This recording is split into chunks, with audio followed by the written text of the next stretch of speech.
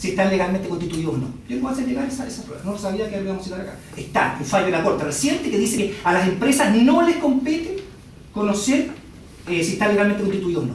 Lo dice la propia Corte de Apelaciones. Decían que, que todos los trabajadores que están en estos sindicatos de empresas, no es así porque aquí tenemos un banco del Estado, unos dirigentes, negocian. Claro, si no pueden negociar ellos, se adhieren a las negociaciones de los sindicatos base, obvio. ¿Cómo van a negociar si no? Si son de interempresa. Tienen que adherirse y lo hacen así. Concuerdo con la colega que esto no es una instancia para ver si hay abuso del derecho o no, hay otra instancia.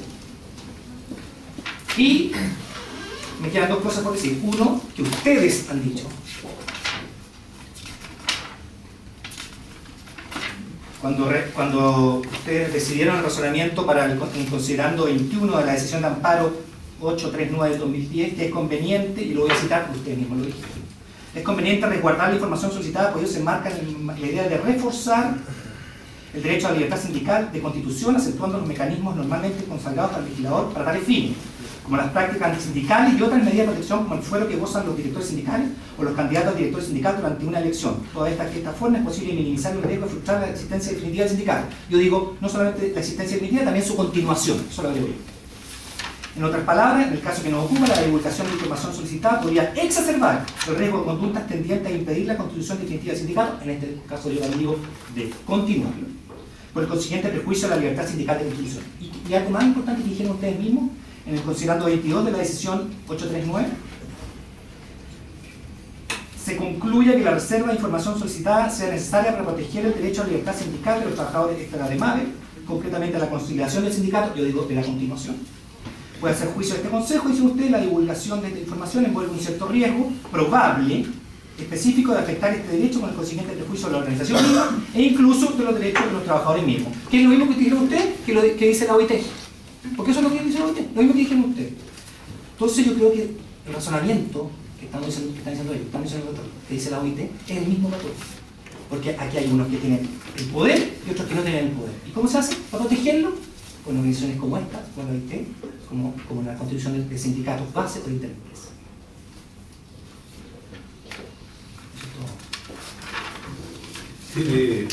3 minutos para ver. Gracias, señor presidente.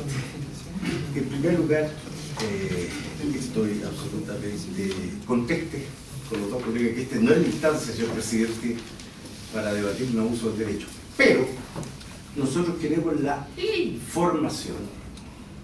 información para debatir el abuso del derecho. Es lo que queremos, señora Soledad. La información para debatir en tribunales o en la sede que corresponda el abuso del derecho. En segundo lugar, señora Soledad, 3 de estos sindicatos no se constituyeron en presencia de un ministro de fe y de la Dirección del Trabajo. Se constituyeron en presencia de fe de un ministerio público, de un notario público. Curiosamente el segundo también, qué raro. ¿Por qué no se constituyeron en presencia de un ministro del Trabajo? O sea, un ministro de fe de la Dirección del Trabajo. Y en tercer lugar, haciendo también cargo de las afirmaciones, de las represalias de su señor presidente, el Código del Trabajo contiene innumerables normas de protección a los trabajadores. Innumerables normas de protección a los trabajadores. Tenemos el sistema de prácticas antisindicales que garantiza absolutamente el principio de la libertad sindical. Se sanciona con fuertes multas y, ojo, una empresa sancionada con práctica antisindical no puede participar en Chile Compra. O sea, hay sanciones severísimas a una empresa que puede incluir práctica antisindical. Tenemos también toda la institucionalidad, señor presidente, que sanciona los despidos discriminatorios, los despidos antisindicales. Entonces, nosotros creemos que los sindicatos y los trabajadores están suficientemente resguardados. Pero nosotros insistimos, nosotros no queremos la información para hacer represalia, ni tomar medidas represalias. Queremos la información para hacer valer nuestros derechos.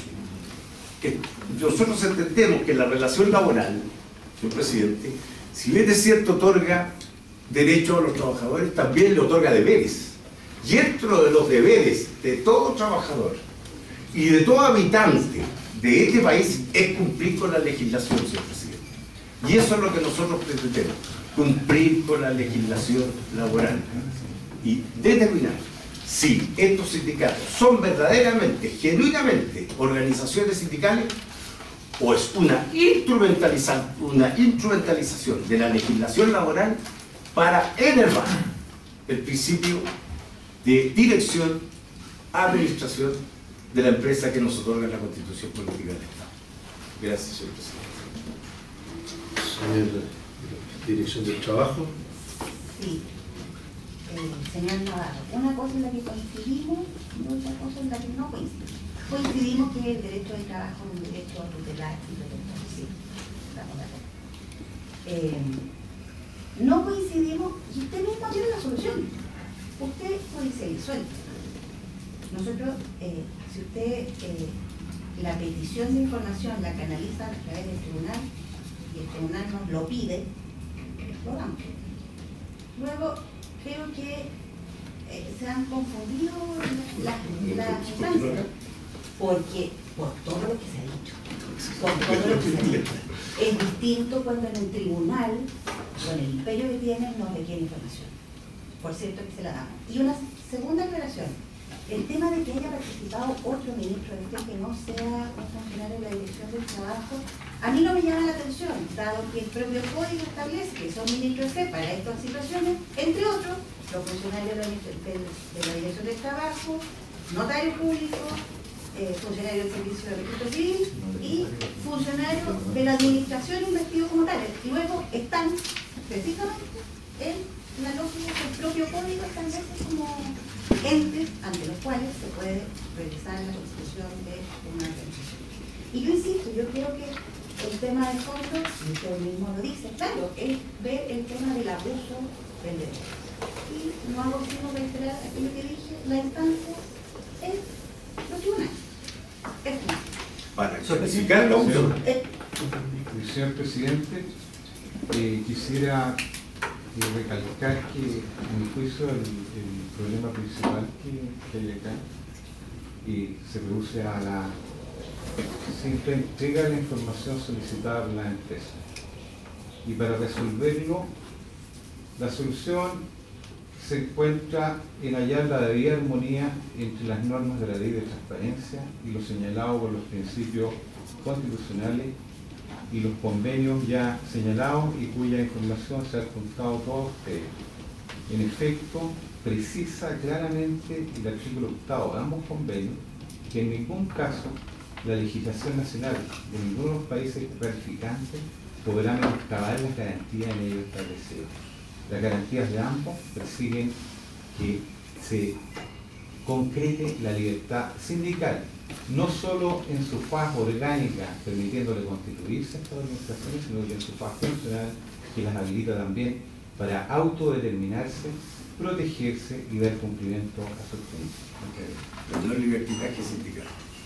Sí, muy corto. Yo voy a afirmar lo que decía, la ley establece que se puede constituir ante notaría, o sea, no es que estamos sacando una bruja a hacerlo ante un carabinero, o sea, la ley dice de dirección de trabajo, notaría, entonces, de cuestionar que ya hasta los notarios estamos cuestionando.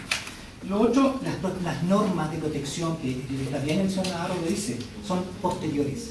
Y lo dice la propia Dirección del Trabajo, son posteriores, son ex post, cuando ya están despedidos, cuando ya se intervino la organización sindical. Ese es el problema. ¿Sí? Yo no niego que haya protección a los trabajadores y a la organización sindical, pero son posteriores, cuando ya fueron despedidos. Tal es así que yo voy a hacer entrega acá también, porque nos decían que también la sesión, de lo que él mencionó. Él mencionó que nosotros presentamos, fueron despedidos 45 trabajadores, ¿cierto? En marzo, hizo toda una reseña, y nosotros lo que creemos es que ellos supieron que íbamos a constituir esta organización sindical y por eso los despidieron. Nosotros creemos que al revés, no que lo creamos nosotros. Y fue tarea así, que fue fiscalizado, acá tengo las fiscalizaciones, que les voy a entregar, de la Dirección del Trabajo, y les dijeron que tenían que reintegrarlo. Y después nosotros presentamos una denuncia antisindical, y llegaron a un acuerdo. Señoría, ya que usted se aprovecha, yo voy a decir, pagaron 170 millones para que la cosa no pasara a mayores. 170 millones de pesos. Entonces, o sea, perdónenme, no había parte sindical. ¿Por qué pagaron 170 millones, Andina, para que esto muriera? Todos los trabajadores también tuvieron de acuerdo, eso está bien. Pero nosotros presentamos una práctica antisindical por haber despedido a estos trabajadores que estaban con fuero, una cosa muy parecida a esta, y pagaron 170 millones. Aquí está, lo voy a presentar. Él lo mencionó como parte de... Bueno. Señor consejero, ¿alguna consulta a las partes? Señor Ornedo. Sí, a propósito, esto es una pregunta de la Dirección del Trabajo, a propósito de su experiencia en la práctica de los convenios. ¿Hay alguna mayor información de la OIT o de las prácticas de estos convenios vinculados a transparencia, si la transparencia vulnera o no la autonomía? ¿De qué manera transparencia es vista como un menoscabo a la autonomía? ¿O es vista como un fortalecimiento de la autonomía? Yo creo que